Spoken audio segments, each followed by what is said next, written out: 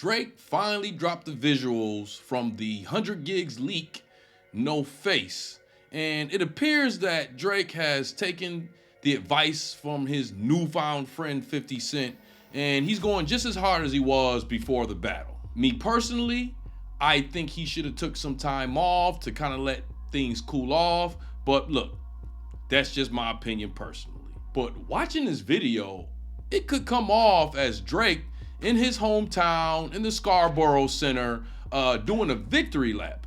But if you know like I know, that's not what it is. What it looks like really is that he's going in his hometown around Scarborough Center and he's rallying the troops for a round two, which I personally, again, I think it shouldn't happen. Whatever the case, we will be seeing soon what kind of effect that this rap war has had on him and his career. You know, I did a whole documentary about this as far as Kendrick putting Drake's life in danger, almost putting him at a point where he has to sell because of him, you know, selling his whole likeness off in a 360 deal to some folks. You know, if he don't start selling, he might be worth more dead than alive, but that's on a short documentary that I've done. All this is after Drake was a feature on the track Modo Capone. It did not chart in the top 100, and to be honest, that surprised me. It surprised me. This is all coming around the realm of Tyler, Creator, just pretty much shocking a lot of folks, dropping his album this past week. He did it midweek. Chromokopia, it sold 200,000 even though he dropped it midweek. And it was one of the most top streamed rap albums on Spotify for the first day dropping.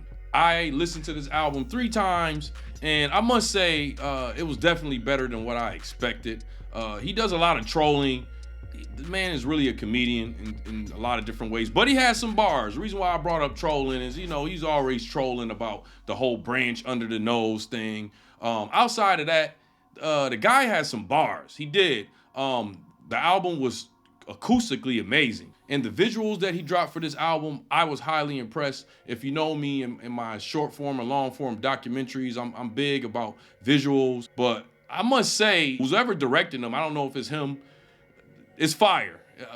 The videos are definitely fire. Can't take that away from me. As far as the album, the best way for me to explain it is if Corey Holcomb got a woman pregnant and she had a baby boy, they got into an argument and just denied him access to the baby boy for 30 years. And then after 30 years, the baby boy dropped the album called Chromokopia. I think that's how it sounds. I think if that was a real situation, it would sound like that album. Now, with Drake in this video and the Modo Capone and Tyler, the Creator with the Chromokopia, on Twitter, a conversation has arose on who should now be a part of the Big Three.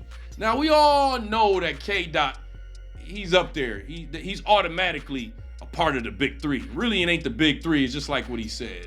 It's just Big Me. So he at the top right now.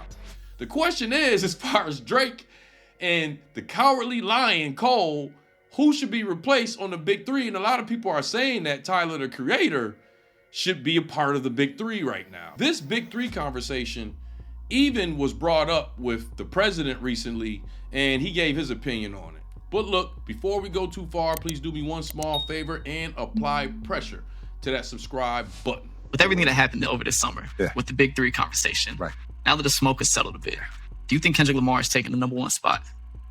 Kendrick is a friend of mine. I've been knowing him for a long time. He actually performed at the White House. I was the first, I think, I'm pretty confident saying that not that many presidents were familiar with hip hop before I was president. Definitely are the coolest. And I do think that Kendrick has a unique status right now, not just because of this summer, but he's not just gifted. He's serious about the message he tries to. He digs into himself. He digs deep. I enjoy Kendrick, but, you know, not to be biased, but the greatest rapper of all time is from my city. Yes. I'm from Fayetteville, North Carolina. Go ahead, man. J. Cole. I just talked to Jay last week. The greatest of all time. Jay is very high on the list.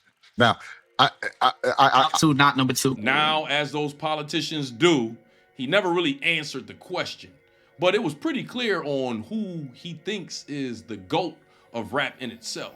I will say that, you know, there's a guy named Jay-Z from closer to my generation. Yeah, he's a cool guy. Come on, man. He's a cool guy. All right. We've been having a good conversation. Let's not, you know, this is a lot, but look, this is a lot like the MJ versus the LeBron conversation. Right. Jermaine Cole. He is from your hometown. I respect you rolling with him. It's not a bias. It's not a bias. No.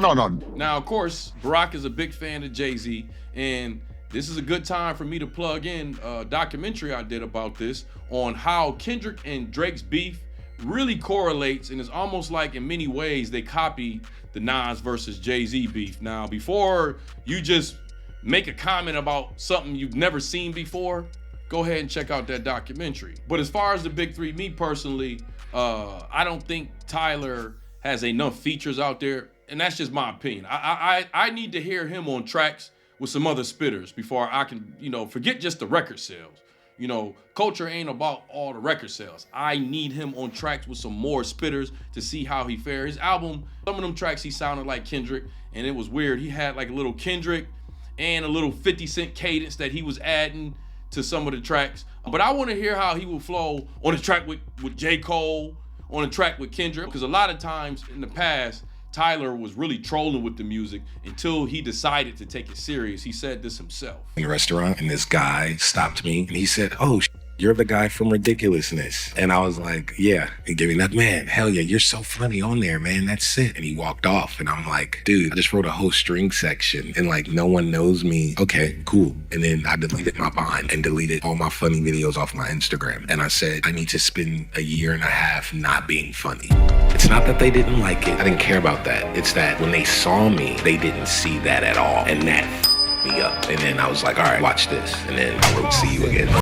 But going back to Drake, I must say, it's going to be interesting to see what happens here in the near future. Ooh, that's a bar.